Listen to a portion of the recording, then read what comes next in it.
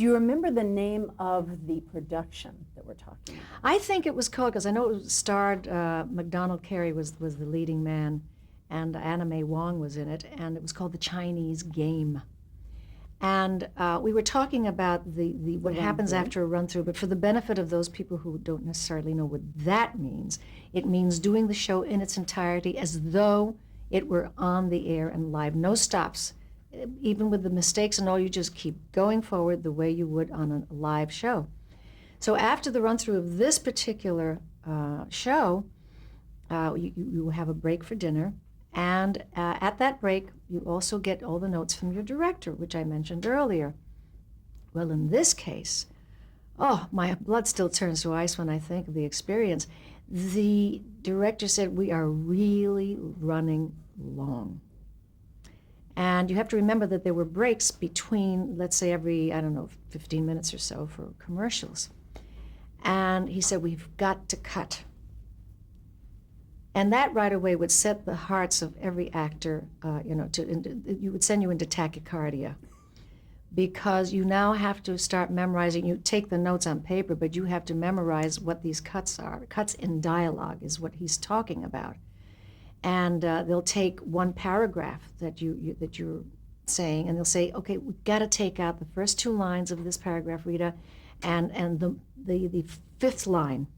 So it'll read this way, blah, blah, blah, blah, blah, blah, but you can take out that, and you're going through your script, cutting out this stuff. And you have about maybe an hour and a half to get all these things together in your mind. But that, as if that weren't bad enough, he would say, and we're going to have to really severely cut down the fantasy scenes. Now, we need them because those are your hallucinations, but they have to be cut down severely so that these were scenes, the hallucinations, by the way, that were being duplicated. They were scenes that are already done as this character, but then she hallucinates the same scene again with different results, okay? And he'd say, we have to cut down on the hallucination scenes. So they would cut an entire paragraph, and you'll only say this, and MacDonald Carey will only say that in this particular sequence. Now, in the next sequence, when you hallucinate, the hallucination will stay intact, but the scene preceding it, coming just before it, which you are duplicating in the hallucination, that one has to be cut down. You had to cut one or the other because we were running. I cannot tell you, I think my blood turned to dust. It was so frightening. And I kept saying to myself, I can't do this. I can't live through this. I'm going to die. I'm going to die. And MacDonald Carey's eyes were, as big as, and the only way you get through it, I think, is because you're young and your mind is very, very alert and fresh. He was older at the time, and he must have been thinking, I don't know how I'm going to do this. So I knew that I had to carry these cut scenes myself and help him out because he wasn't sure he was going to remember. It was just a nightmare. And everybody was going through this because the show, unhappily, was something like 10 minutes long, which is enormously long. That's long. That's practically like half of your show. And everyone was in a panic. Everyone was in a panic. Everybody had cuts here and there and there and here. But when you have the lead and you're kind of carrying the show, which I had, and so was MacDonald, it was, there's no way to describe it. The cast was walking around like zombies after this note session with the director. We couldn't wait. Who could eat? I just put my fork down and said, okay, that's it. I'm not going to eat. I have to go to my dressing room and start working on these cuts. And they did have people, running into dressing rooms saying, let's do that scene with the cuts, and not, you do it out loud, and I'll follow on the script and see if you're getting it right. It was that kind of thing. Meanwhile, you're getting made up, and you're putting on your change of clothing. And truly, my hands were made of blocks of ice, and just as wet as a block of ice. And there's this, every actor has a different way of being nervous, and there were people who would talk to themselves and pace up and down. I paced, but I didn't even talk to myself.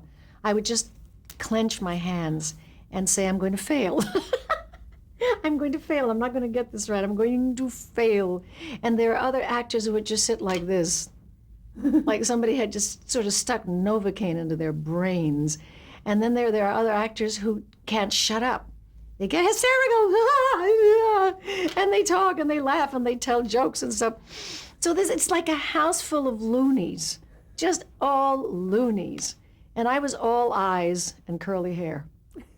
That's all I was. And you know what? I did it. I did it. And in the end scene when I'm going up a flight of stairs, and by the way, it was also Southern, so I was talking like that. Going up the stairs, and I did some twitches that I didn't mean to do. It worked wonderfully. And I remember Buzz Kulick saying, "Where'd you get that? That was such a wonderful thing." That tick in your eye.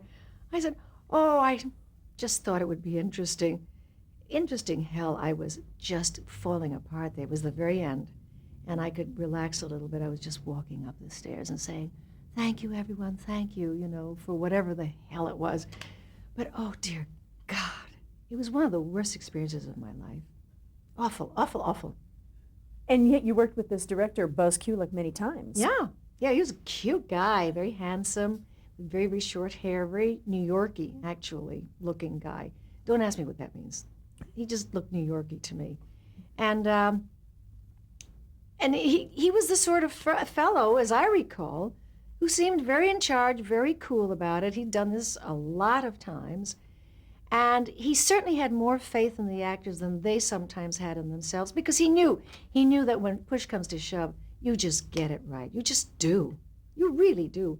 I remember Ricardo Montalban telling me his hilarious story about doing a Western. And I think it may have been on Climax, where he's supposed to be the fastest gun in the West. No, he didn't tell me. Someone told me this about him. And he comes into the saloon to have a showdown with the villain. And he takes his gun out, and it flies into the air.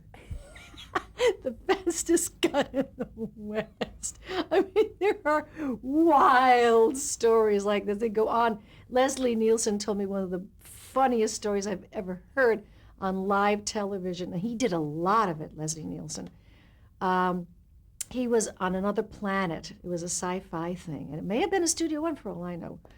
And he and Brian Keith, I think it was. And Brian was a big guy. And Brian is supposed to, one of them was supposed to take out their ray gun and shoot the villain dead. One of them, I don't know if it was Leslie or Brian Keith. And of course the ray gun doesn't work, live television. And he finally, oh yes, I know what it is. It was a smaller guy having a showdown with the ray gun on another planet with Brian Keith, who's a big guy. And the guy couldn't, the thing didn't work, so he said, "Never mind," and he strangled him to death. He strangled him to death. Can you imagine? I mean, live television was insane. Another time, a guy, one of the most wonderful stories ever, is the person, it might have been a soap opera. When you're rehearsing, you do this for a phone because you don't often have the right prop. You don't have a real phone there. So you do this, and it's one of those scenes where they go back and forth from this person to the person that he's talking to, back to this person, back to that person. The camera goes back and forth. And in the scene, on the live thing, he says, "Listen, I just wanted to tell you that I have some bad news for you." And they switch to the other guy. And this person is so shocked and traumatized that when they come back to him, he's now talking to his pinky down here. But he doesn't pick up the real phone. And they go back to the other guy. They come back to this guy, and he is still talking to his thumb at this point because the hand is down here. He finished the scene and hung up his hand and left the scene. And I think he quit show business. These are famous, famous stories. And they give them, there's tons of those. Did you ever look forward to doing a live performance?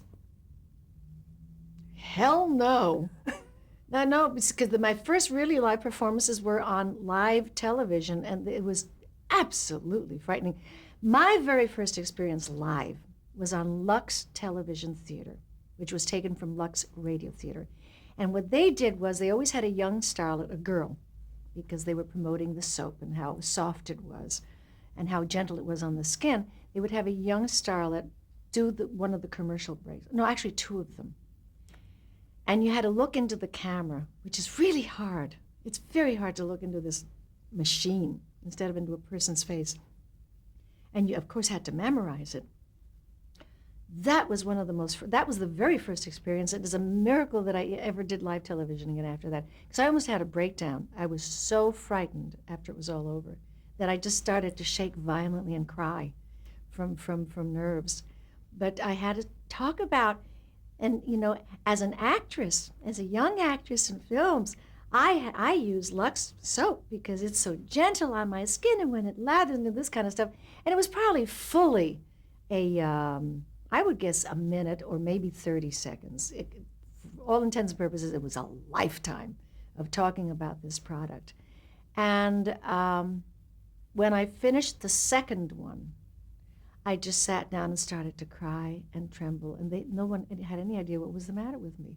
I mean, they'd never seen anyone react this way before. I was shattered. It was so frightening. Because again, it's what I mentioned earlier, it's making a mistake in front of hundreds of thousands of people. At that time, I don't think it was 1 million, but it was hundreds of thousands.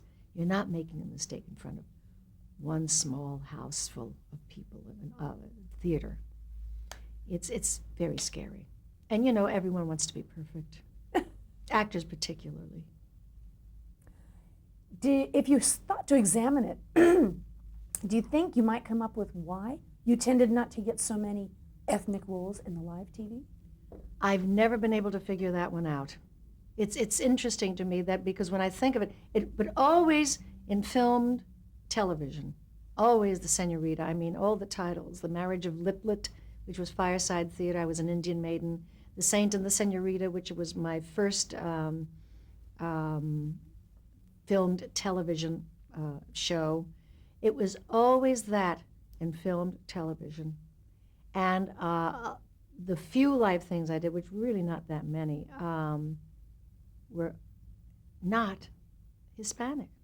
So it says to me this much, that the people who were running those shows, the live shows, were very much had the New York mentality. And if I had been in New York, I probably would have done more television, more live television, and done less ethnic stuff. It was the kind of thinking that also went hand in hand with theater thinking, where you could do roles that weren't necessarily Hispanic. Or if they were at the very least not stereotypical roles. They just had a different take on things like that. And with film television, I did nothing but. I think the Run for Your Life, the Ben Gazzara thing, and it stands out probably because of that, was not a Hispanic character. And it's not that I mind playing Hispanic characters, not in the least. It's that I mind the stereotypical stuff. And almost all of them were like that. In The Father Knows Best, I played an East Indian girl. Now, nowadays that would not wash. It would be like playing an American Indian girl now. You did two really significant film roles. One was King and I, the other West Side Story, musicals. How did you get those roles? The King. You mentioned The Marriage of Lit. That was the Schlitz Playhouse of Stars. That was the Schlitz Playhouse, that's right. Do you remember doing the actual production? The Marriage of Lit. Actually, we went to Mexico to do that. In those days, yeah. I think that may have been my very first trip to Mexico City, where we did this particular film. And I remember there was a wonderful actor in it named Frank Silvera, who was from New York theater, who just kept saying, you really ought to go to New York, you really ought to do theater, you shouldn't be doing this kind of crap. You ought to go to New York, but I was too scared. Was there much location shooting outside of Hollywood then? Not really. There with the westerns, obviously, but there was always we'd go over to Calabasas and shoot there. Every western in the world went there, but or somewhere in the valley in California. But this was unusual. I don't remember why that happened, why they did that, but that's where we did it. I'll run through a couple of these, and if you have any special memories of some of these, such as Fireside Theater, Saint and Senorita. The Saint and the Senorita, where I played a fiery Mexican girl who wore Spanish combs and mantillas. I mean, they really didn't know the difference. And, you know, I was in no position, or felt I was in no position to say, well, wait a minute, if she's wearing these big Spanish combs and the lace shawls over that, that's Spain. That ain't Mexico.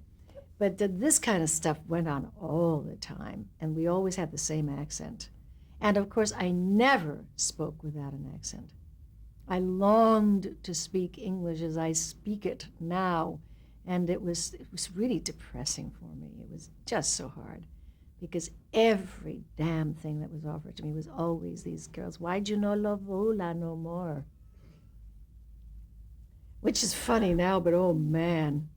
I mean, I had deathless lines. Do you remember? Do you think you can fool Conchita? Hands on hips, nostrils flaring. I used to swear that there was a Rita Moreno makeup kit that consisted of a shoebox with pancake number, I don't know, 68, which was usually dark and brown, 2 hoop earrings, and a wig. That was the Rita Moreno makeup kit for almost everything I did in film to television. Do you remember something called Melissa with William Bishop? Melissa, yes. Well, wasn't that Fireside Theater? Yes, it was. Yeah. Now, if I was playing Melissa, I was probably playing an American Girl for a change. Yes, that's right, I was. And I remember something happened. I remember embarrassing incidents. I can't add, I can't subtract, I can't multiply, I can't do nothing like that. Probably because when I came to this country and spoke only Spanish, I never truly learned arithmetic. I do count on my fingers. And I'm not even ashamed to say it, because it's something I can't help. I can't help it. And we had a scene, oh my, how painful, how sad. We had a scene where he's teaching me arithmetic. Melissa apparently was a very uneducated girl, but who obviously had great instincts. That's all I remember of it. And we had a blackboard, and they put an equation on the board, 16 times 7 equals. And they had the result at the bottom. And then during the scene, he has to erase it. And then they said, well, let's do the scene again. And somebody put the multiplication thing there, but this time it was different. And I saw that, and my blood turns to ice a lot. I just froze and looked at it, and the camera's going. And I didn't know how to multiply those figures. So I pretended I got dizzy and I fainted.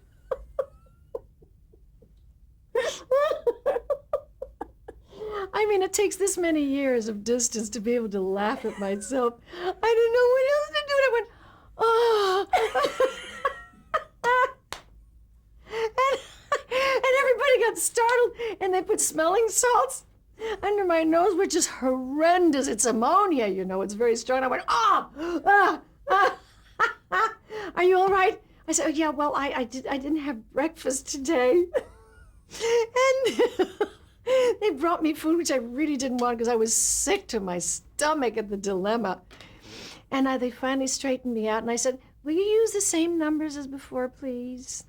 And they said, oh, yeah, that's right, we made a mistake. I said, yeah, you did. And we got the scene, it was fine. Oh, God. Poor Rita. I really feel so sorry for myself when I think of those tough times. It would have been so much easier to say, I can't do that, because I don't know arithmetic well enough to do that equation. But it takes such a sense of self to be able to do stuff like that. And I really didn't have that. I didn't have any of that at all. So I pretended to faint. And William Bishop, I'm sure to this day, remembers this. You remember the time you fainted? I mean, if I ever run into him, I'm going to say, let me tell you a little story about that. Do you have any bad memories associated with the Enzia Pinzo show? Oh my God, what a mess. That was the very first live on-location television show ever done. Yes. And our director was, oh gosh. Do you have the name? I don't think I have it. Oh, wait a minute, we've got to, it's very important because he directed all of the All in the Families. Oh gosh.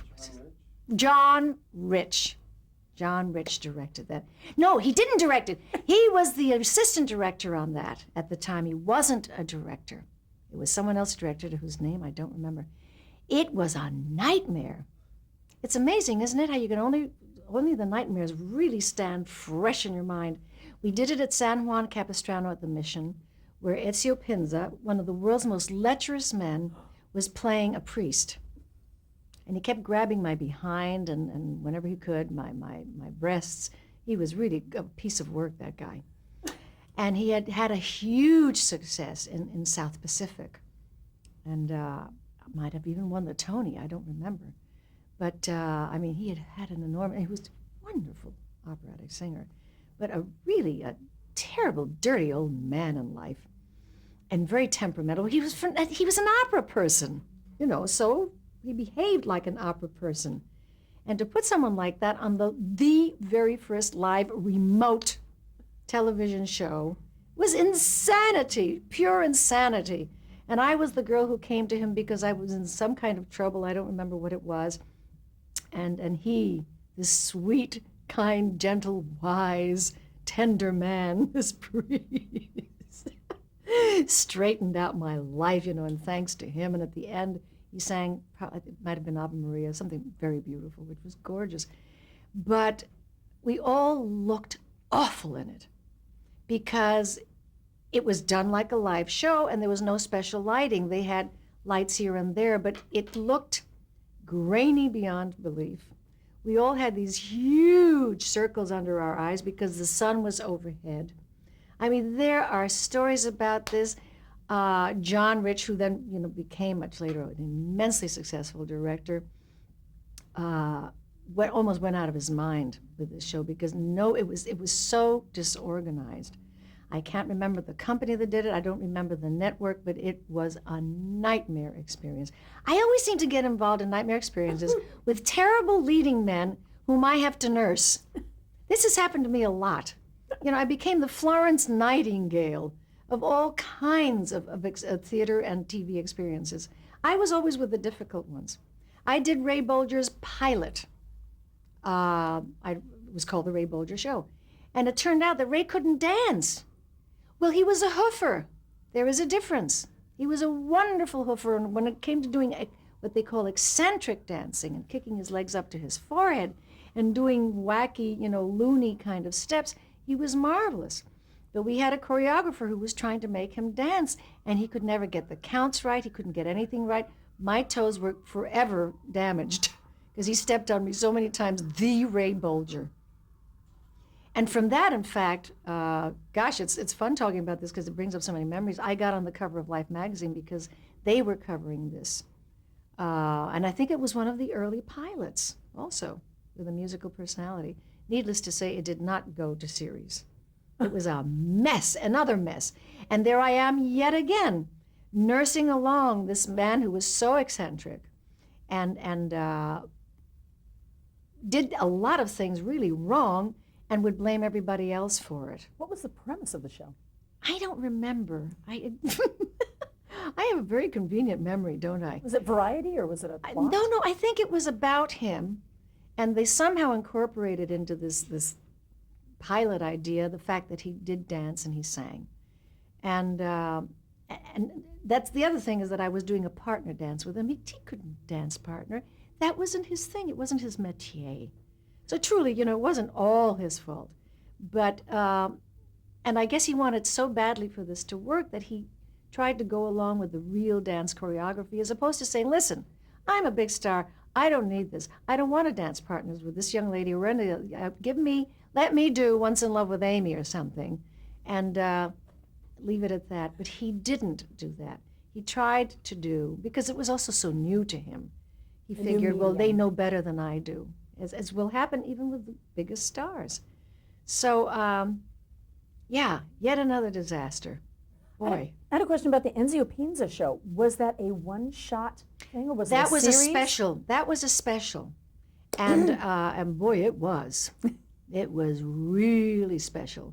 I mean, it was the kind of show, too, where I think you saw now and then you'd see somebody who shouldn't have been in the scene, like the AD saying, giving you the cue. It was just awful. It was awful. I'd love to see that now. I'd give anything to see that. China Smith, what was that? China Smith, Dan Duryea. Oh gosh, what a sweet man. What a darling, darling, sweet man. That's really all I remember of it. It was, let me say about all of these shows, except for things like the Ezio Pinza special or the Ray Bolger special, they all kind of melt one into the other because they were all pretty much the same. They just had different leading characters. It was a mystery, and he solved, problems, and, it would all work out in the end, and they'd get the bad guy, that sort of thing. So this didn't stand out in my memory. It was a job. A lot of them were just jobs. It was pay the rent. And China Smith was certainly one of those shows. Great title, though, now that I think of it. What a wonderful title for a name for a character. And GE Theater's Cat with the Crimson Eyes. I don't even. If I had to swear on a Bible in court, I'd be sent to jail. I don't remember that. Cat with the Crimson Eyes? Who was in that? I don't have a star on that one. Well, but I do for Ford Theater's Wonderful Day for a Wedding. Joan Leslie, Scott Brady, Spring Byington. Oh my goodness. I just barely remember that. I remember mostly Joan Leslie being so sweet and so darling. And I remember Scott Brady being a very scary guy. He was very scary. Well, he had a reputation. He drank a lot and he got into fist fights and all. He was Hollywood's bad boy at the time. And I remember I don't remember the show, but I remember he came on to me and he scared the hell out of me. I just ran the other way. But that's all I remember of that one. Broken Arrow, 20th Century Fox Hour. That was based on the movie that I think Fox did also with, was that Jeff Chandler? Who was in I think that? you're right. And Ricardo Deborah Paget. Yes, and Ricardo played an American Indian. There you go again. Nobly and bravely, but he shouldn't have been playing that role. Nor should I have been playing an Indian maiden, but I did. I don't have great memories of that, only in the sense that it was just one more of those kind of parts. And here was the problem when you played Indian maidens. What kind of an accent do you have? So, it always ended up being sort of a Spanish accent. I didn't know what to do. So you talk like this, and you sort of don't try not to sound too Hispanic, but you certainly don't try to sound too American. I don't know. I look at American Indian people now, Native Americans, and they talk like Texans. They do. The people from Oklahoma talk like people from Oklahoma. So, but they certainly wanted an accent. And who knew what that was? No idea. So, I can imagine that the Native American population in this country, whenever they watched something like that, just got sick to their stomachs. No dialogue coaches. For what? I mean, they didn't know what it was either. Who knew what that accent was supposed to be? Why even impose one? That was the thing. But everyone wanted an accent. We already talked about the